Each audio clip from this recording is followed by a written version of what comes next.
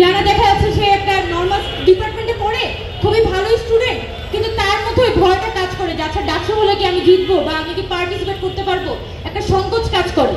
তো সেক্ষেত্রে এই যে সাধারণ শিক্ষার্থীরা তারা যাতে অ্যাজ এ রিপ্রেজেন্টেটিভ আকারে এই ডাকসু থেকে উঠে আসতে পারে, এই প্ল্যাটফর্মগুলো, এই পরিবেশটা তৈরি করে দেওয়াটা আমাদের কর্তৃপক্ষের পক্ষ থেকে খুবই জরুরি। তো আমি এক্সপেক্ট করবো যে ডাকসু কখন হতে যাচ্ছে, কবে হতে যাচ্ছে এখনো পর্যন্ত পরিষ্কার না।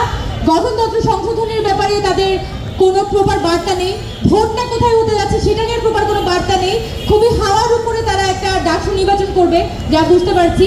তো যাই হোক না কেন, ভোটের আগে যাতে এই ধরনের আমাদের গঠনতন্ত্র সংশোধনী, আমাদের ভোটটা কোথায় হবে সে ভোটের ব্যাপারে একটা প্রপার ডিসিশন, এবং আমাদের সাধারণ শিক্ষার্থীরা যাতে ক্যান্ডিডেট এবং ভোটার হিসেবে পার্টিসিপেট করার জন্য পরিবেশটা যাতে ওই ধরনের উৎসবমুখর থাকে, সেটা আমাদের বিশ্ববিদ্যালয় প্রশাসনের পক্ষ থেকে নিশ্চিত করাটা গুরুত্বপূর্ণ। তো এই পয়েন্টগুলো আমি আমার পক্ষ থেকে তৈরি করে গেলাম, আশা করি দেখা হবে ইনশাল্লাহ।